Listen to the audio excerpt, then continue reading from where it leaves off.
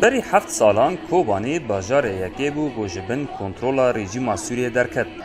در روزا 19 تیر ماه دا سال 2012 خلک کوبانی داکتن کولانان و همو سازین باجیر خستن جیر کنترولا خواه و کوبانی وک باجار کی رزگارگری هات را گاندن پشتی کو همو هیز و کارگرین رژیم جی هاتن درخستن. ببونه سالوگر هفتان یا 19 تیر ماه لقادا آرین میرکان شاهی اکات لدار خستن و به هزاران خلک کوبانی و هفسروکن ریوبریا خسر هر وها میوان جباجار و باجاروکن باکور سوری به شاهدا بجدار بون.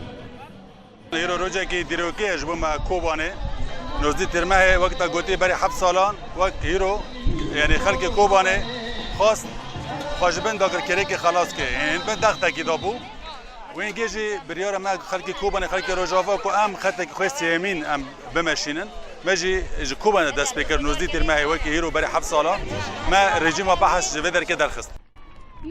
بشداری شاهی آنی زمان گو 19 تیر ماه دست پیکا رزگار کرنا باکور سوری بو. گو نها پشتی 7 سالان ام انجامی وی دگرن و او انجام جی به بدلین پر بها هاتن به دست خستن. گو به هزاران کچ و خورتین باکور سوری جیانا خوش دستدان تا گو گل ما گهیشت وی روژه. هر وها بشداریان بالک شان سر روشا گو ایرو باکور سوری تیرا درباز دبه جبر تهدید رژیم سوری و ترکیه و آنی زمان گو هینا خطری لسر هریمه هیا. طبعا ثورة 19 تموز كانت هي الانطلاقة الحقيقية. هلبت شورشا 19 تیر ماه دسپیکا راست بود دریا آزادی و دموکراسی ده او دسپیکا ری بو کو ام ایرو گهشتن. ام تقصد دکن کو افتشت مبدس خستی همی بخوینا پاکروانا بود. دبی کس ده مال خود رونه نه و هر کس کار بکه. شورش آهمی پیکاته یا نه تنه یا پیکاته که یه. هر کس دبی کار پیشکش بکه. هر کس دبی قربانی بده.